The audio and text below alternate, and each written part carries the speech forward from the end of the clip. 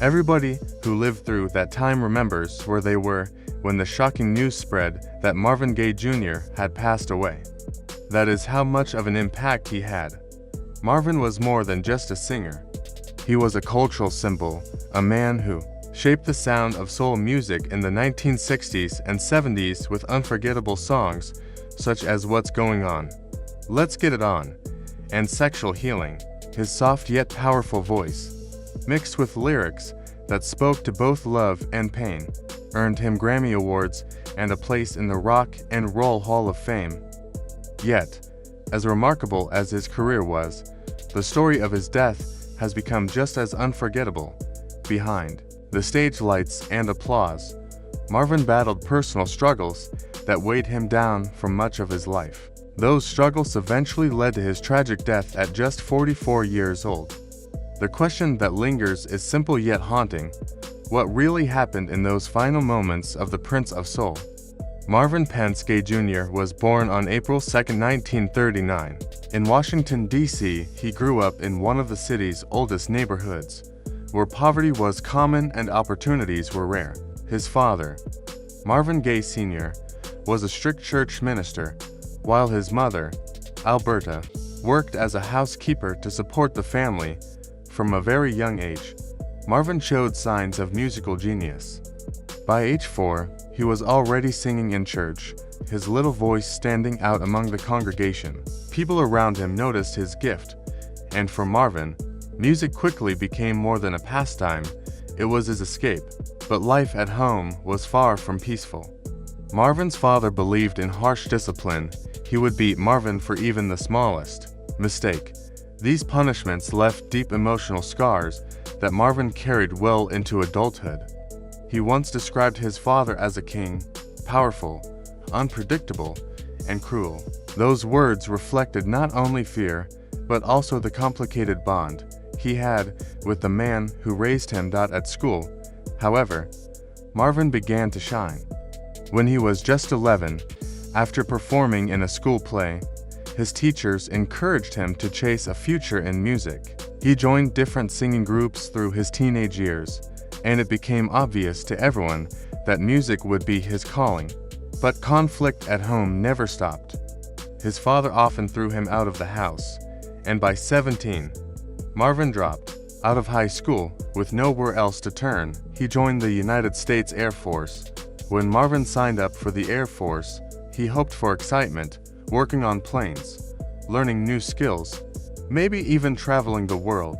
Instead, he found himself assigned to menial tasks.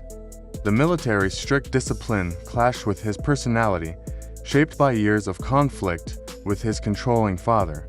Marvin struggled to take orders, and after a short time, he left the service, claiming mental illness. Though his military career was brief, it marked a turning point. Marvin realized he didn't belong in that world.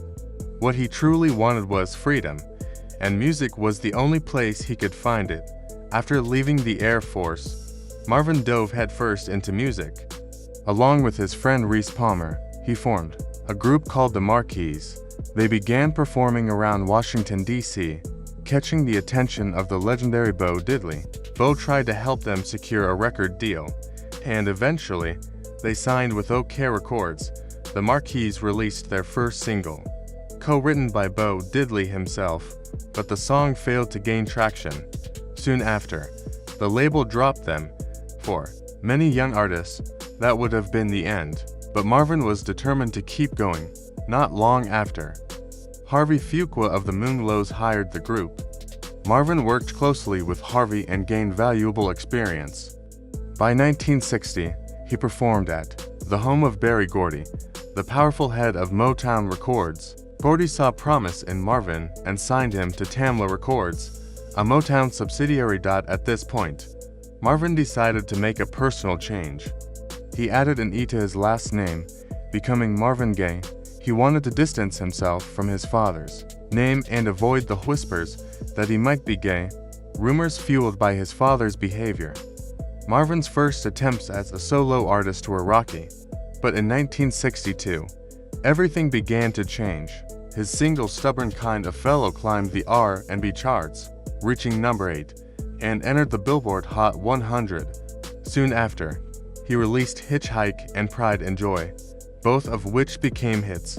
Between 1962 and 1967, Marvin enjoyed a steady stream of success, but his life was shaken when his duet partner and close friend, Tammy Terrell, collapsed on stage in his arms due to a brain tumor. Her illness devastated him, even though he kept releasing hits like I Heard It Through the Grapevine. Marvin sank into depression. By the late 1960s, he questioned whether he wanted to continue with music. At one point, he even tried to join the Detroit Lions football team, but they turned him away, fearing injury could end his singing career. Marvin grew frustrated with Motown's control over his music. He wanted more freedom to write songs with deeper meaning. His marriage to Anna Gordy, Berry Gordy's sister, also weighed heavily on him. While he loved her, he sometimes felt used, both by her and by the Motown system. Despite these challenges, Marvin continued to produce hits and was known for electrifying live performances. But in 1978, his marriage to Anna collapsed, leading to a bitter legal battle. Financial problems grew worse, and the IRS pursued him for unpaid taxes. To meet obligations, Marvin recorded the album Here, My Dear, which was intended to pay alimony to Anna. Unfortunately, the album sold poorly, and the money never came, with debts mounting and the threat of prison hanging over him. Marvin left the United States for Europe in the early 1980s. In Belgium, he found refuge with his friend Charles de Moulin. For a while, Marvin turned his life around. He stopped using drugs, started exercising, and attended church. Those who knew him at the time said he seemed healthy and hopeful. In 1982 and 1983, Marvin staged a comeback. He signed with CBS Records and released Midnight Love. Its standout track, Sexual Healing, earned him 2 Grammy Awards and reminded the world why he was called the Prince of Soul. But even during this resurgence, financial problems haunted him. Alimony payments and tax debt still loomed. Slowly, Marvin slipped back into old habits, returning to drug use. The peace he had found in Belgium faded, and by 1984, his life spiraled. Once again, the last year of Marvin's life was marked by turmoil. He was in the middle of a divorce from his second wife, Janice, and still drowning in debt. His cocaine addiction worsened, and his paranoia grew stronger. He believed people were plotting to kill him, often hiring guards or wearing a bulletproof vest. Touring, which he never truly enjoyed, became unbearable. At one concert, his drug use caused him to forget lyrics and cues, a humiliating moment for someone who once commanded the stage with ease. By early 1984, Marvin had moved back into his parents' home in Los Angeles. It was the house he had bought for them, a place he thought would bring peace. Instead, it became the setting of his final tragedy. On March 31, 1984, the day before his 45th birthday, tensions inside the Gaye household exploded. Marvin's father and mother argued bitterly. Unable to stay silent, Marvin stepped in to defend his mother. The next day, April 1, 1984, the argument reignited. This time, Marvin and his father clashed directly. Years of anger, abuse, and resentment came to the surface. In a moment of rage, Marvin Sr. grabbed a gun, a gift from Marvin Jr., and shot his own son twice. Marvin collapsed in his mother's arms and was pronounced dead shortly after arriving at the hospital. The world was stunned. The Prince of Soul was gone, killed by the very man who had shaped so much of his pain. Though his life ended tragically, Marvin Gaye's influence lives on. His music reshaped soul and R&B, blending raw emotion with social commentary. What's Going On remains one of the most powerful protest albums in history, addressing war, poverty, and inequality. Sexual Healing revived his career and cemented his reputation as one of the greatest vocalists of all time. Marvin's story is both inspiring and heartbreaking. He rose from an abusive childhood to become an icon, but his inner battles never left him. In the end, His death reflected the same turbulence that marked his life. Yet, for millions of fans, Marvin Gaye will always be remembered not for how he died, but for the way his voice made people feel. Smooth, soulful, and unforgettable.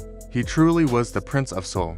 On March 31, 1984, a tragic chain of events began inside the Gaye family home. That morning, Alberta Gaye and her husband, Marvin Gaye Sr., argued over a missing insurance paper. Their raised voices broke the silence of the house and drew the attention of their son, the legendary singer Marvin Gaye Jr. Marvin had lived with years of tension in his household, and when he heard his parents fighting, he stepped in to protect his mother. His words quickly turned into a heated exchange with his father. Unlike his younger days, when he would stay quiet and avoid his father's temper, Marvin now stood up to him. The argument grew intense, but did not turn violent. Alberta managed to calm both men, and Marvin went back to his room, as he often did whenever he felt troubled. He usually turned to music for comfort when things at home felt out of control. Neighbors and witnesses later said they heard loud shouting from the house that day. Though the fight seemed to end, the tension in the home remained heavy. Sadly, it carried over into the following morning, a day that would become one of the darkest in music history. The house was quiet but uneasy. Marvin stayed in his upstairs room wearing his maroon robe. His mother tried to avoid her husband, hoping not to spark another confrontation. Marvin Sr. was downstairs while Alberta stayed upstairs in another section of the house. Around 12:30 p.m., the peace broke once again. Marvin Sr. called out to Alberta from downstairs, continuing to complain about the missing insurance papers. Already upset from the night before, Marvin told his father to leave his mother out of it and to deal with the problem himself. But his father ignored him and kept arguing. Marvin then shouted for him not to come upstairs, ignoring his son's warning. Marvin Sr. headed upstairs in search of his wife. This action pulled Marvin Jr. into the fight once more. Angry and protective, he confronted his father and pushed him out of the room. Alberta quickly stepped in to stop the clash from going further. She tried to calm her son, but the tension in the room was explosive. Within minutes, Marvin Sr. went into his own bedroom and retrieved a gun, a .38 caliber pistol that had once been a gift from Marvin Jr. himself. The weapon was meant for protection against intruders, never for family. Without saying a word, he returned to his son's room, opened the door, and fired. The first bullet struck Marvin in the chest, fatally injuring him by piercing his heart. Even though that single shot was enough to end his life, his father fired again at close range, this time hitting his shoulder. Some reports also mention a third bullet that damaged his organs. Alberta's screams echoed through the home as she begged for the violence to stop, but it was too late. Marvin's brother, Frankie, who lived in a guest house on the property, heard the gunfire and the screams. He rushed inside, where Alberta cried out, "He shot Marvin. He's killed my boy." Frankie found his brother lying in a pool of blood. He immediately called emergency services. Paramedics rushed Marvin to the California Hospital Medical Center, but at 1:01 p.m., he was pronounced dead. He was only 44 years old. Police arrested Marvin Sr. at the scene. He was found sitting calmly on the porch, the pistol still in his hand, showing no immediate regret. When asked if he loved his son, he chillingly replied, "I didn't dislike him. It was only after being told that Marvin had died that he began to show remorse." During the trial, it was revealed that Marvin Sr. had a brain tumor. Because of his age and health condition, the initial charge of first-degree murder was reduced to voluntary manslaughter. He received a sentence of 6 years in prison and 5 years of probation. Many felt this punishment was far too lenient, given the crime. News of Marvin Gaye's death shocked the entire world. Because it happened on April Fool's Day, many fans at first believed it was a cruel joke, but the heartbreaking truth soon spread, and grief poured out from across the globe. Fans gathered outside his home, leaving flowers, candles, and notes in his honor. Vigils lasted through the night into what would have been his birthday the next day. Rolling Stone magazine placed him on the cover as a tribute, and his death was later ranked among the most shocking moments in music history.